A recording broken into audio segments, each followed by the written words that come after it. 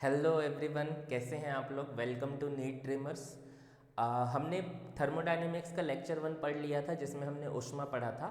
ऊष्मा में हमने देखा था कि ऊष्मा क्या होती है, ऊष्मा को किस में नापा जाता है, ऊष्मा का प्रवाह कैसे होता है। उसके बाद हमने पढ़ा था तापमान, कि तापमान क्या होता है, कितने प्रकार के तापमानों के स्केल हमने पढ़े थे कि कितने प्रकार के यूज़ किए जाते हैं। जैसे सेंटीग्रेड होता है, केल्विन होता है, रूमर होता है, फ़ारेनहाइट होता है। ये सब हमने स्केल, इसके गलनांक, इसका क्वथनांक, ये सब हमने पढ़ा था। ठीक है, एक स्केल को दूसरे स्केल में कन्वर्ट करना पड़ा था।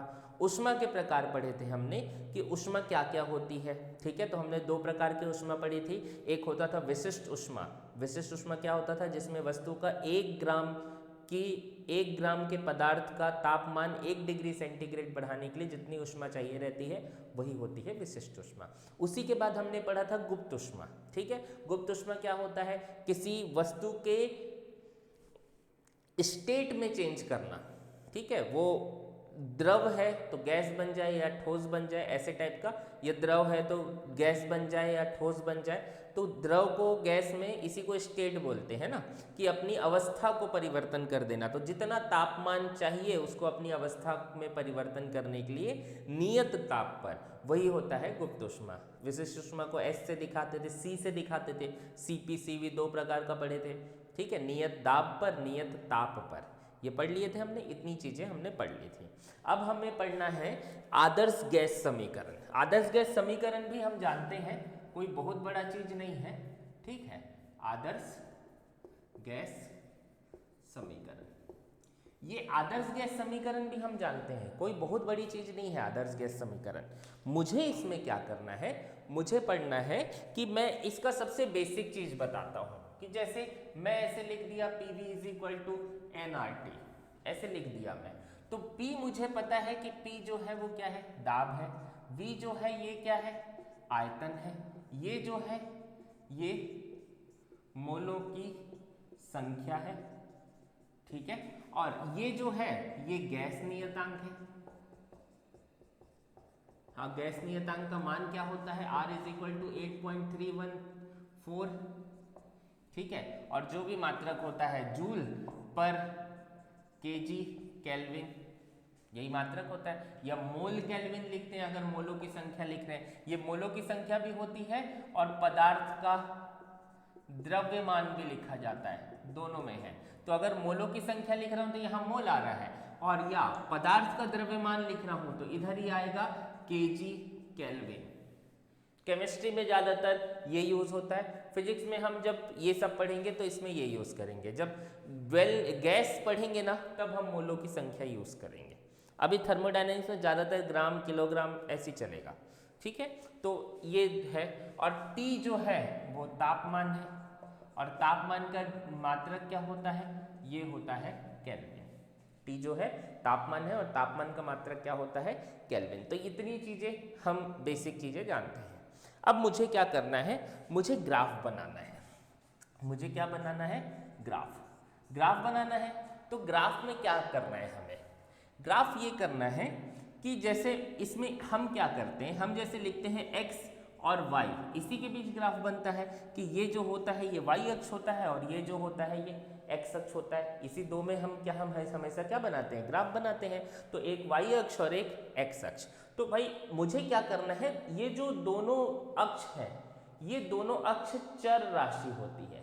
चर राशि वो होती है जो बदल सकती है। चर राशि वो होती है जो बदल सकती है। तो 2 चर राशियों के बीच ग्राफ बनाना है। अब इन सब में ना ये सभी चर राशियां हैं, ये सभी चर राशि है। दाब, आयतन, मोलों की संख्या। R चर राशि नहीं है। R जो है गैस नियतांक है, उसका मान एकदम फिक्स है 8.314। ठीक है, T जो है तापमान है, ये भी तापमान चर राशि है, तापमान बदली जा सकती है। R बदला नहीं जा सकता है। तो अपने पास 4 चीज है। 4 चीज में किसी भी 2 चीज को मैं क्या मानूंगा, चर राशि, और बाकी 2 को मैं मानूंगा क्या, नियत। आ रहा है, उसके हिसाब से हम ग्राफ बनाएंगे। जैसे सोचो मैं पहला ग्राफ बनाता हूं, मैं बोलता हूं चल बता P और T में। तो P और T में, तो P को आप y अक्ष ले लो और T को आप x अक्ष ले लो। अब P और T में ग्राफ बनाए आप, पी और टी में आप ग्राफ बनाए तो सोच कि आयतन और मोलों की संख्या नियत है, मतलब जो V है और V और N ये जो है ये आपके लिए क्या है, नियत है। तो N को छोड़ो, ठीक है, N मान लिया कि 1 मोल के लिए, 1 मोल के लिए, और इसको मान लिया नियत। और जब ये नियत होता है, V नियत होता है, तो इसको बोलते हैं स्थिर आयतन। क्या बोलते हैं, स्थिर आयतन। आ रहा है कोई दिक्कत? तो इसको बोलते हैं आइसोकोरिक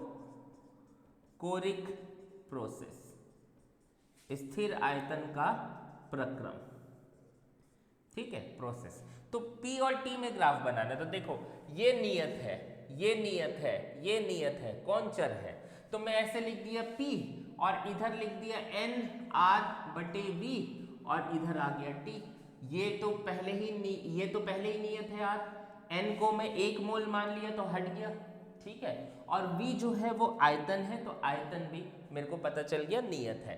तो ये सब नियत है, तो नियत हटाऊंगा तो क्या लगेगा, एक समानुपातिक नियतांक। नियत हटाऊंगा तो क्या लगेगा, एक समानुपातिक नियतांक, एकदम फिक्स है ये। नियत हटाऊंगा तो क्या लगेगा, समानुपातिक नियतांक। तो देखो P समानुपातिक T, तो इसको बना दिया y अक्ष, y अक्ष में कौन है, P, और इसको बना दिया x अक्ष, x अक्ष में कौन है, T। आ रहा है, और इनके बीच समानुपाती का ग्राफ ऐसे चलता है, ये कुछ कोण बनाता है। आ रहा है, तो ये जो है, ये रेखा जो है, यही रेखा है पीठ समानुपाती T की। ये पहला है। आ रहा है समझ में? दूसरा,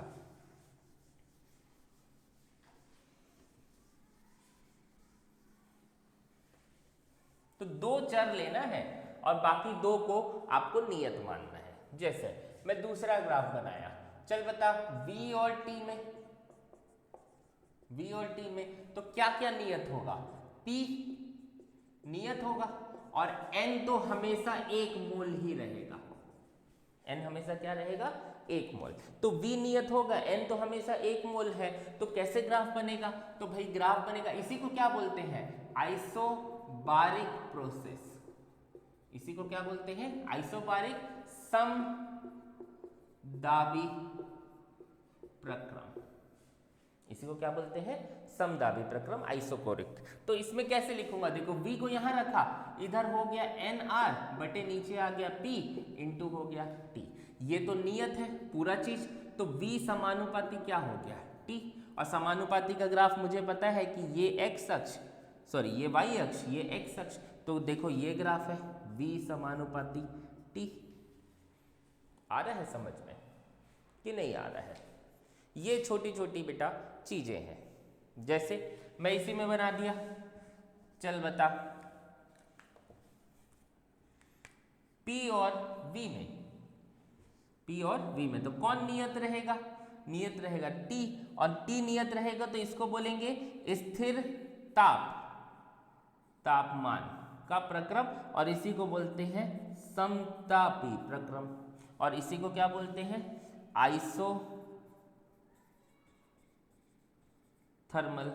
प्रोसेस, नियत ताप का।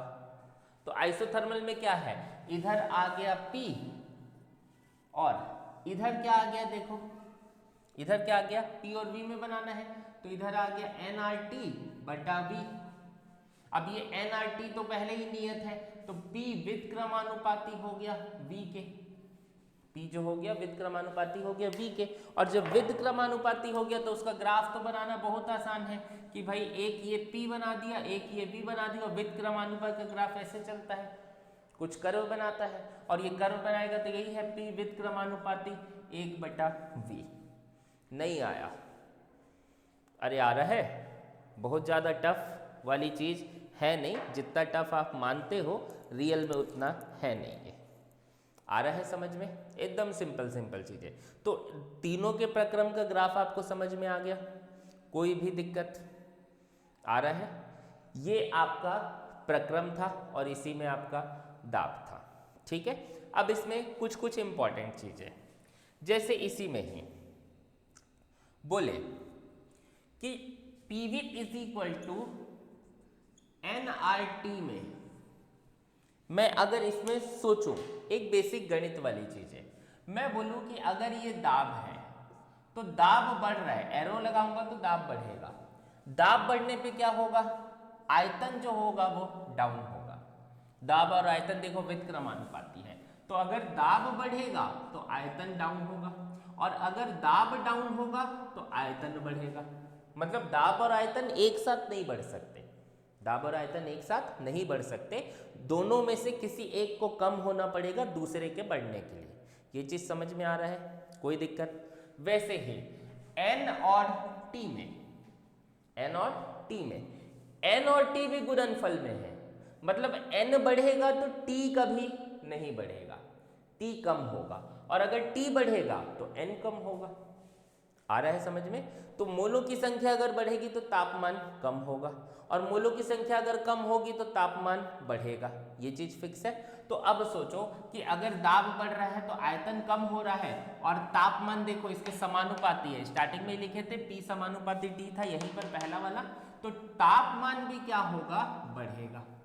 और सेम अगर दाब, और इसी को बोलते हैं क्या, देखो दाब बढ़ रहा है आयतन कम हो रहा है, इसी में ही अगर दाबमान कम होगा तो आयतन बढ़ेगा, और दाब कम होगा तो ताप भी कम होगा, दाब कम होगा तो ताप भी कम होगा।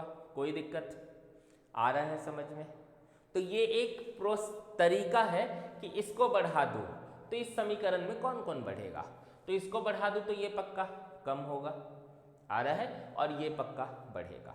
ये P के हिसाब से चल रहा है। इसी में ही अगर मैं ऐसा बना दिया, ये पहला है पूरा दाब के लिए, दूसरा है अगर मैं आयतन को बढ़ा दूं तो P जो होगा वो कम होगा, गुणनफल में है, लेकिन तापमान अभी भी बढ़ेगा, समानुपाती है ना, आ रहा है। और सेम V डाउन होगा तो P बढ़ेगा और तापमान भी डाउन होगा, V समानुपाती T, आ रहा है, कोई दिक्कत? यही सब आपको समझना है कि कब कौन बढ़ेगा कौन कम होगा। जैसे मैं सीधा तापमान बढ़ा दूं तो ये बढ़ेगा, तो इसका और इसका गुणनफल जो होगा वो बढ़ जाएगा, और अगर तापमान छोटा होगा तो PV का गुणनफल छोटा हो जाएगा, कम हो जाएगा। आ रहा है समझ में? ये एकदम बेसिक चीजें हैं जो आपको समझनी पड़ेगी, ठीक है। अगर ये सब थोड़ा बहुत आपको समझ में आता है, थोड़े बहुत गणित आते हैं, थोड़े बहुत चीज़ें आती हैं, तो ये सब से आप बहुत सारे क्वेश्चन आप बना सकते हो, ठीक है। तो ये हमारा था बेसिक ग्राफ, जो क्या था, PV = nRT, जिसको बोलते हैं आदर्श गैस समीकरण, ठीक है। Thank you.